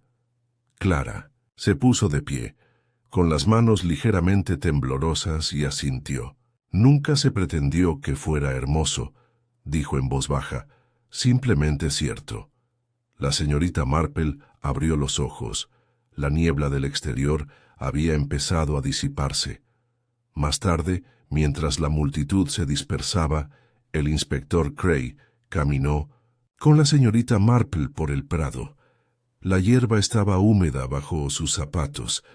En algún lugar, un perro ladró a lo lejos. Sonó el timbre de una bicicleta. El pueblo volvía a la normalidad. «Bueno», dijo Cray finalmente, «supongo que tenemos nuestra respuesta». «Sí», respondió la señorita Marple, «pero no solo a la cuestión de quién cometió el crimen». Cray la miró de reojo. «¿Crees que hay más?» «Creo que siempre lo hay», dijo con dulzura. «A menudo nos centramos en el acto, el momento en que se vertió el veneno, se pasó la copa, se respiró por última vez. Pero el asesinato rara vez empieza ahí. Empieza en momentos mucho más tranquilos, en viejos arrepentimientos, en cosas no dichas». Él asintió lentamente. «¿Crees que Selina Ridgway cargó con ese arrepentimiento durante años?» «Lo hizo», dijo la señorita Marple. «Vivía junto a la herida, sin saber cuán profunda era. Pensó que al impedir el regreso de la música, podría evitar que el pasado la alcanzara.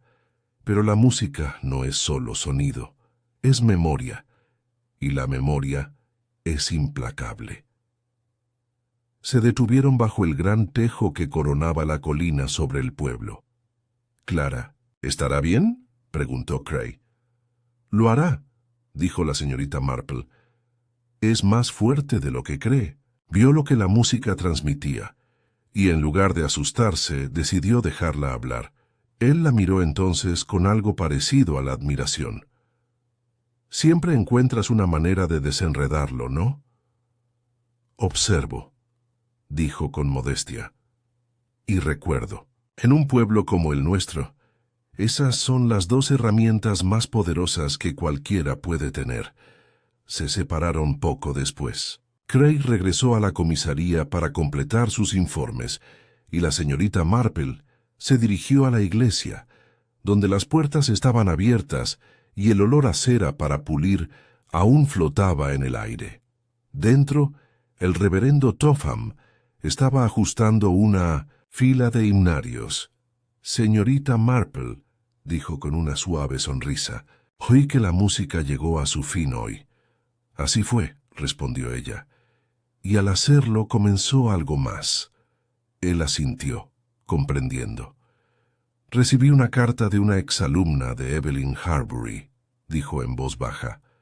«Al parecer, falleció el Pintasentosi invierno pasado, pero antes de morir, dejó instrucciones para que ciertos materiales se enviaran a un hombre llamado Felix Cargill.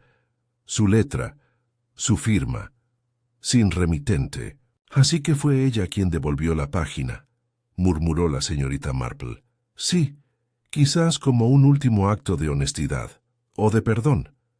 La señorita Marple miró hacia la vidriera, donde un pálido rayo de luz iluminó las alas de un ángel que tocaba el arpa. «No creo que jamás enterremos del todo el pasado», dijo, «pero podemos, si somos valientes, darle voz». Esa tarde, de regreso a su cabaña, la señorita Marple escribió una breve carta a su sobrino Raymond. Ella escribió: «Mi querido Raymond, lo más curioso ocurrió en Fernmead esta semana. Creo que disfrutarás escuchándolo, aunque en el fondo fue bastante trágico. Un violinista, una composición olvidada y un asesinato que empezó en la música y terminó en silencio.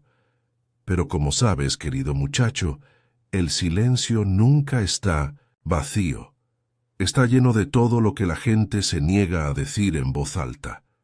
Por suerte, he vivido lo suficiente para oír lo que otros no entienden. Mucho amor». Tía Jane selló la carta, la puso sobre la mesa del recibidor y se volvió hacia la ventana. Afuera, la última luz del día se desvanecía. El pueblo respiraba con dificultad, y a lo lejos, tal vez imaginada, una única nota musical sonó clara e ininterrumpida. «No estoy de luto, sin advertencia, pero la memoria, por fin desenterrado». Habían pasado 3 días desde la última interpretación de la sonata de Montmorency, y Fernmead, con su instinto natural para restablecer el orden, había comenzado a retomar sus rutinas. La panadería había recuperado su olor a pan caliente, la oficina de correos su silencioso crujido de papel y paquetes, y los niños volvían a correr aros por el césped como si el asesinato y la música nunca hubieran perturbado los setos. Aún así, no todo fue restaurado. La señorita Marple, sentada en su salón con una tetera recién hecha y el periódico de la mañana doblado a su lado, leía lentamente un sobre escrito con letra pulcra y redondeada. Había llegado esa mañana, enviado desde Londres. El remitente era el de un conservatorio de música, y la carta estaba escrita en un grueso papel marfil. Su lenguaje era cuidadoso, preciso, pero profundamente personal. «Estimada señorita Marple, espero que esto le llegue sano y salvo. Le escribo, en nombre de la difunta Evelyn Harbury, quien solicitó que esta correspondencia y el documento adjunto le fueran enviados por correo en caso de que Felix Cargill falleciera en circunstancias no naturales o no resueltas. A petición suya, debo incluir una copia de su última declaración escrita, fechada la primavera anterior a su fallecimiento. La señorita Harbury rara vez hablaba de su pasado, pero poco antes de morir, confesó la existencia de una sonata que, en sus propias palabras, había robado el centro de 3 vidas. Solo pidió que algún día la escucharan completa y que alguien sabio, alguien que entendiera tanto la música como a las personas, conociera su versión de la historia. Se adjunta la carta escrita a mano que dejó, que solo debe abrirse después de que la sonata haya sido interpretada públicamente. Con respetuosos saludos, Julian Marsh, archivista asistente, Evelyn Harbury Trust, la señorita Marple, permaneció inmóvil. La carta sellada, frágil y amarillenta por los bordes, reposaba como un susurro sobre su rodilla. La recogió con cuidado y la abrió con un cortacartas con forma de pico de garza. En el interior, la letra de Evelyn estaba ligeramente inclinada. Hacia la derecha, cada línea era elegante y pausada. Para quien escucha entre las notas. Imagino que eres el tipo de persona en quien Félix habría confiado. Es razón suficiente para escribir esto. Ya no temo que se juzgue a nadie. A esta edad, nuestra reputación ha quedado atrás. Pero temo la omisión, que algo se pierda de nuevo como ocurrió hace tanto tiempo. Félix y yo escribimos juntos la sonata Montmorency, no como iguales, sino como confesiones en forma de armonía. Yo compuse la estructura. Él la llenó de sentimiento. Yo era brillante, supongo, pero Félix estaba vivo de una forma que yo nunca aprendí a ser. Temía su pasión, temía lo que pudiera despertar en mí, y temía aún más lo que despertaba en otros. Roger Linley, por ejemplo. Amaba a Félix, aunque dudo que alguna vez lo dijera en voz alta. Ni siquiera a sí mismo. Todos teníamos miedo, cada uno a su manera. Yo a la exposición, Roger a la pérdida y Félix, sobre todo, al silencio. Eso era la sonata, un desafío al silencio. Y por eso Roger la odiaba. La noche del recital el último movimiento desapareció. Félix se culpó a sí mismo, creyendo haberlo olvidado, pero yo sabía la verdad. Encontré la esquina rota de la página en el bolsillo del abrigo de Roger más tarde esa noche. No dije nada. ¿Qué sentido habría tenido? El daño ya estaba hecho. El silencio había vuelto. Nunca volvimos a hablar, Félix y yo, hasta hace 2 años, cuando me escribió de repente. Había heredado la casa de campo, y con ella las pertenencias de Roger. Había encontrado la página que faltaba. Quería volver a tocar la sonata, no para el público ni para la aclamación, sino para la paz. Le di mi bendición, y luego le envié la página original anotada a mano, una firma en tinta a juego con la música escrita con sangre. Quería que estuviera completa. Si estás leyendo esto, confío en que por fin se haya escuchado, y quizá el silencio que todos temíamos por fin haya hablado. Lo que dijo no lo sé, no me corresponde a mí controlarlo, pero espero, quizás ingenuamente, que haya aportado claridad. Con sincero pesar y la más profunda verdad, E.H. La señorita Marple dejó la carta y cerró los ojos un instante, no con tristeza, sino con reverencia. La verdad no había llegado como un rayo, había llegado como una última nota que se mantiene en el arco demasiado tiempo y luego se suelta. Más tarde esa mañana caminó la corta distancia hasta la cabaña de Clara Vine. Clara respondió con tinta en la punta de los dedos y un fajo de apuntes en la mano. «Señorita Marple», dijo con una sonrisa, «no la esperaba». «Traje algo», respondió la señorita Marple, «y pensé que usted sería la persona indicada para recibirlo». Se sentaron a la mesita de Clara, donde el sol se reflejaba en los bordes de su taza de té.